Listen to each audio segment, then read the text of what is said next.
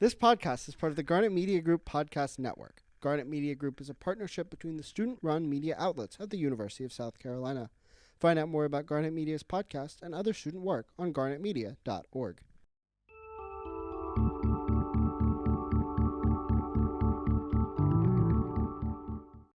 The South Carolina legislature is making moves toward a total ban on abortion. The current exceptions allowed for abortions, such as for rape, incest, and health of the mother, are under review. I'm Will Kronsberg. And I'm Caroline Smith. You're listening to In the Loop with SGTV News 4. Post-Roe discussions in the South Carolina legislature continue, sparking more passionate protests. Voting for the annual Doodle for Google competition is underway, with a submission from South Carolina in the running.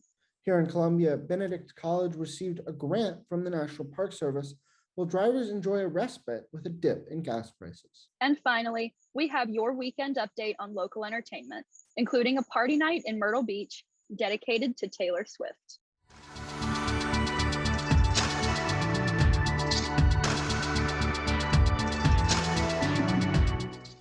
In the aftermath of last month's Supreme Court decision in Dobbs v. Jackson Women's Health Organization that overturned Roe v. Wade, the South Carolina legislature has begun discussion on abortion banning legislation. Among bills under consideration is the Equal Protection at Conception No Exemption Act, introduced in the state Senate in addition to the already in effect fetal heartbeat bill that bans abortions after about 6 weeks of pregnancy.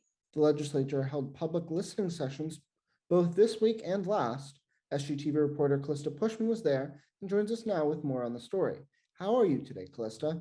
I'm doing great, Will. So, Calista, can you give us any more insight into what exactly was happening at the State House and why protesters were there? Yeah, so on July 7th, there were protests held outside the Blatt building, sparked by what was happening inside, which inside there was an ad hoc committee hearing to discuss whether or not there would be exceptions for rape and incest in future South Carolina abortion law. Now, both pro-choice and pro-life protesters were present outside the building, and at the State House, there was a rally hosted by Planned Parenthood to boost the pro-choice voice. What do we do when our rights are under attack? Stand up, fight back! So after these protests, when can we expect to see another gathering at the State House, whether inside or out? According to Planned Parenthood, protests will be continuing on Tuesday, the 19th. Thank you, Calista. Thank you for having me. Elsewhere in Columbia, young entrepreneurs will soon have a place to grow their skills. Announced on Tuesday, the 5 Points Association has partnered with the Boyd Foundation and GrowCo to launch the Boyd Foundation's Community Innovation Center. Chris Hively, co-founder of MapQuest, and Joe Queenan, interim executive director of GrowCo, will be the volunteer leaders of the project, which will launch at 711 Saluda Avenue on the south end of Columbia's iconic 5 Points neighborhood. The center has yet to launch, but will be aided through its first 2 years by a $1 million donation from the Boyd Foundation as it looks to boost high-tech, high-growth entrepreneurs in the Midlands.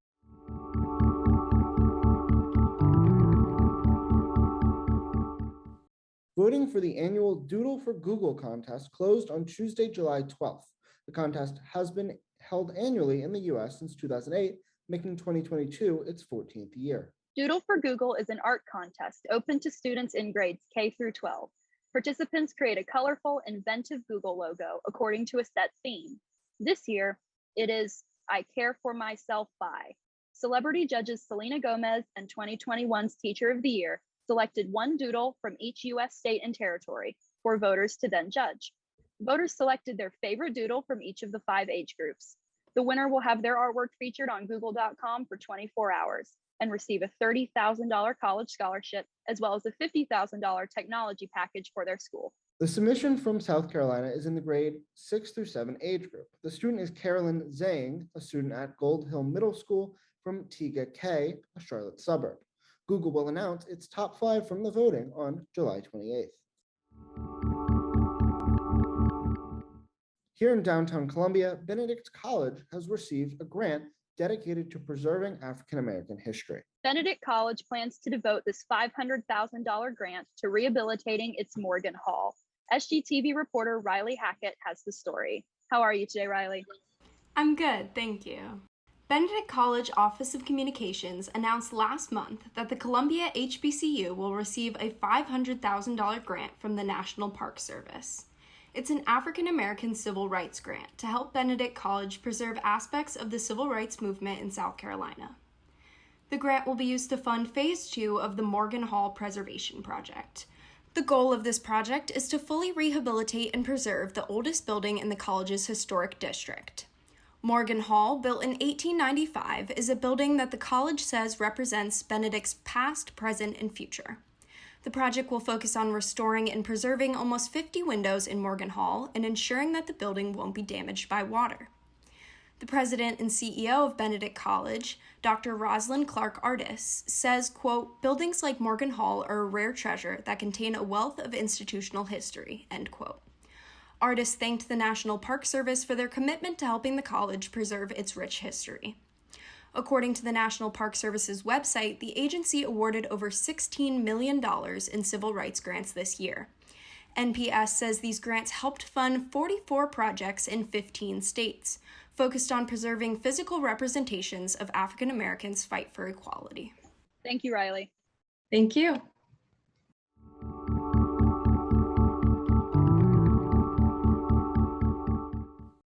Across the country, gas prices are dropping, with prices being almost a quarter lower on average.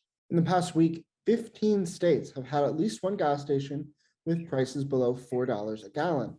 South Carolina is the state claiming the cheapest gas, with the statewide average price at $4.29 a gallon. Relief from climbing travel tolls came about last week when the price of oil dropped well below $100 a barrel. When the price per barrel increases by $10, domestic gas prices increase by 25 cents on average. Global unrest, such as the Russia-Ukraine war, disrupts the flow of the oil industry, and such conflict is to blame for higher prices at the pump. This current volatility in oil prices indicates that such prices probably won't stick around, so fill up your tank while you can. Economists predict the national average to hit $6 by Labor Day. Stay tuned. We'll be right back with your arts and entertainment update.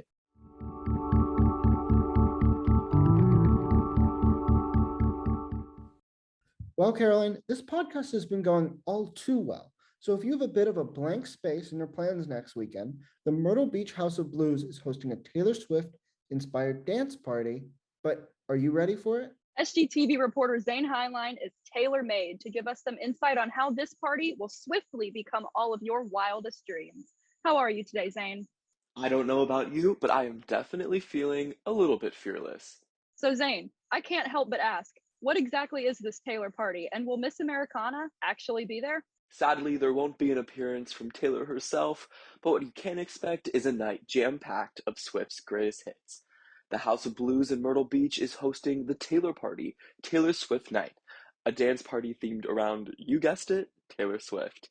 This is the go-to event for any Swiftie looking to unite with fellow fans and to revisit some iconic hits from years past. Are there any requirements to attend this stylish party? Yes, the Taylor Swift Party is an 18-plus event, which is good if you're feeling 22 and have a valid ID to prove it. Being a long-term fan of Taylor Swift, I definitely am so sad I will not be able to make it to this event. 22 was my alarm in middle school, and I just have loved Taylor ever since, and I'm honestly jealous of the people who are going to go to this. Thank you so much, Zane. We have more local entertainment for you in just a moment.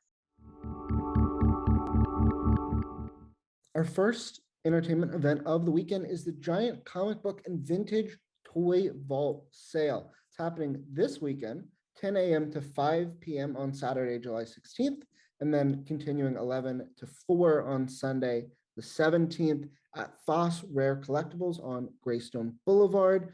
There'll be 20,000 comic books on sale, each one going for $2 on Saturday and dipping down to just $1 on Sunday.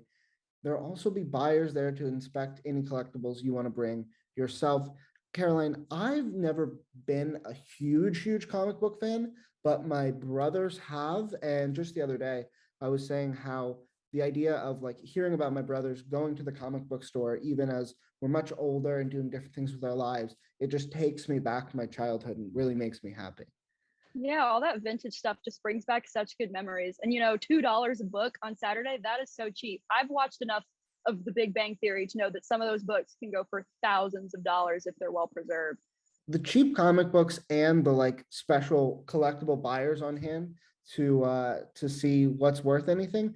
I doubt these will be like super rare comic books, or else somebody's going to swoop in and be like, that's actually worth $3,000. And then if you can steal it for $1, you'd be really lucky, but who knows? You would be. And if you go to the comic book jam and you're turned out for luck, you can go to the family fun night at Riverbank Zoo from 5:30 to 8 p.m. on Friday, July 22nd. This is at the Waterfall Junction in the Botanical Garden at the zoo. And participants must use the West Columbia entrance at 1300 Botanical Parkway in West Columbia to get to the event.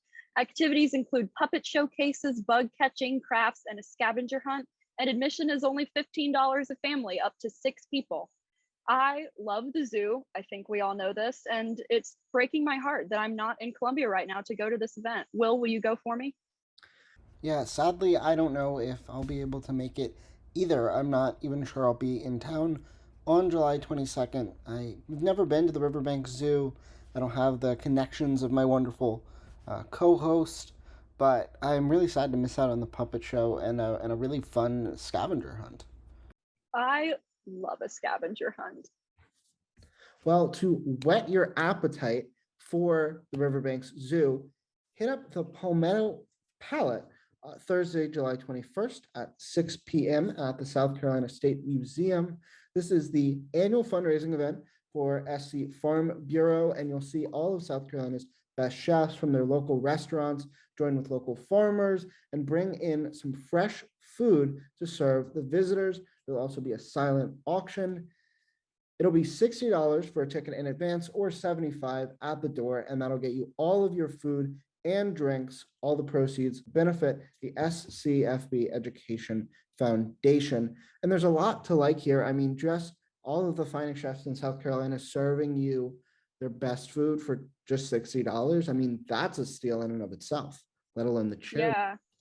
And all this fresh homegrown food. I mean, we go to the farmers market every weekend to buy local produce, and it really beats out anything you'll find in the regular grocery store. So I can't imagine how good all this must take paired with South Carolina's best chefs.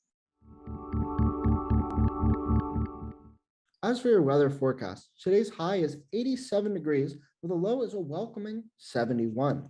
For the next few days, pack the umbrella every morning as we can expect more consistent wet weather and mid-80s temperatures into the afternoons and evenings. The Dow Jones Industrial Average dipped by 143 points, the NASDAQ increased by just 3.5 points, and the S&P 500 fell by 11 points. Keeping you in the loop, I'm Will Kronsberg. And I'm Caroline Smith. Join us next week to stay in the loop.